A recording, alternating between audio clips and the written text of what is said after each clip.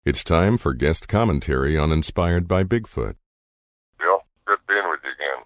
As you know, I'm connected with the Sierra Sounds, which were recorded in the 70s and had them analyzed at the University of Wyoming, and cryptolinguists deciphered language in them.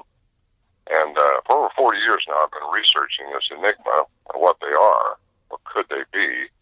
And I've been into all over the world, actually, into Nepal and to Siberia and into South America a couple of times, looking at enigmas, and found some skulls down in South America which were not human. So my thinking was, can these be connected with possibly the Paiutes who warred with giants over in Nevada, and also the minaret skull, which was found in the Sierras, and the Martindale mummies, which are found in Yosemite. These are things that seem no one is approaching, but we have a lot of evidence of giants in and around North America. Hard evidence. If we can just dig them up, because I think most of them's been hidden in the Smithsonian or something, but who knows where they go. But these things are bigger, stronger, they're stealthy, they are cognizant creatures, and that's hard for a lot of people to believe because they live out in the woods. But they are, and why they have not befriended me, because I've never offered them a challenge or a confrontation of any kind, yet they're still around up there where I go. I tried to get up there a couple of weeks ago, but I dropped a log on my foot and couldn't make the hike. It's just an enigma what they are. The language factor is huge, and I think a lot of people are underestimating what that could mean for us as humans and who we are as humans. We are made in the image of God, and that gives us our cognizance and our sentiency. These things have the same thing, which we underestimated when we were recording them, when they were coming in real close to us. And why they are here and why they are staying so elusive is what I'm getting at, and my challenge. A lot of people want to shoot them, but I'm, for one, they got to know I don't want to shoot at them, or I would have already.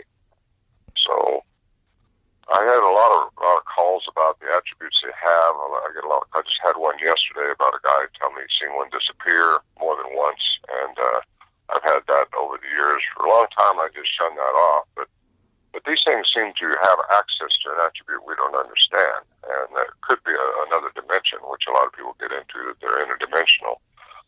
If that's the case, I'm not sure we'll ever get to the bottom of it, because how do you get DNA off something that can just fade away or get out of your three-dimensional world?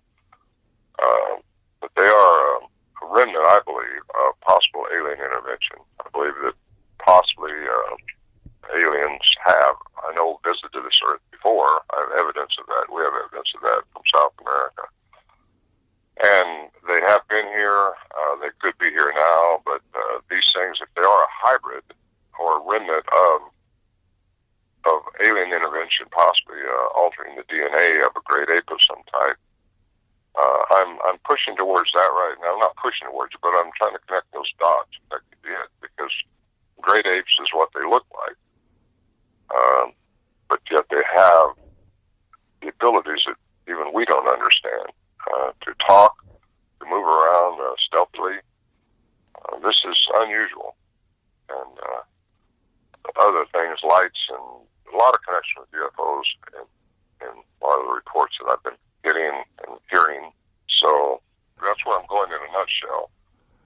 My book, Voices in the Wilderness, explains my 40 years, or tells my 40 years of dealing with this. It comes with a CD, which has sounds in it, which when you get to the context of the sounds that I've written about, you can hear the sound on the CD. Or it's downloadable on my site, bigfootsounds.com. And that's also where you can order the book, or out of Amazon. Voices in the Wilderness is the book.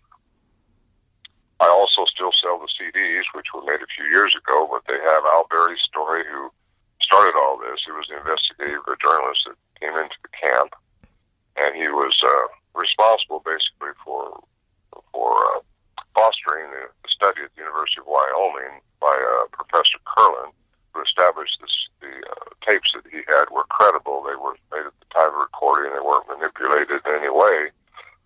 And it wasn't until 2008 when Scott Nelson, a cryptolinguist, retired from Navy as a cryptolinguist, deciphered a language within their morphine streams.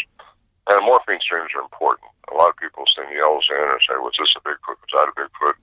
But what a morphine stream is a series of words that make up a sentence. And that's what these things have that we dealt with in the Sierras. They were able to talk.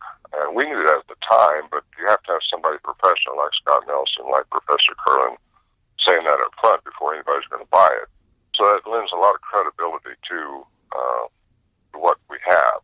At the time when I was recording them real close up, a little scary at first, but then after a while we realized they're not going to hurt us, so we pretty much relaxed a little bit with it and started having fun.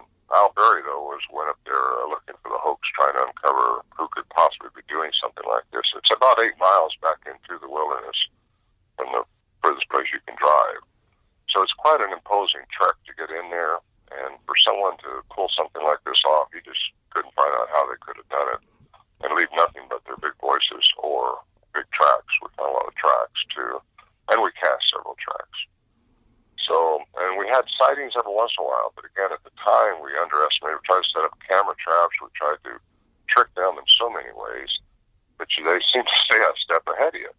And like I say in my talks, they're one note ahead of the music, so to speak. Well, I'm Ron Morehead, and thank you very much for listening to this commentary. You've been listening to guest commentary on Inspired by Bigfoot. If you would like to be on guest commentary, email us at billlee@wildblue.net.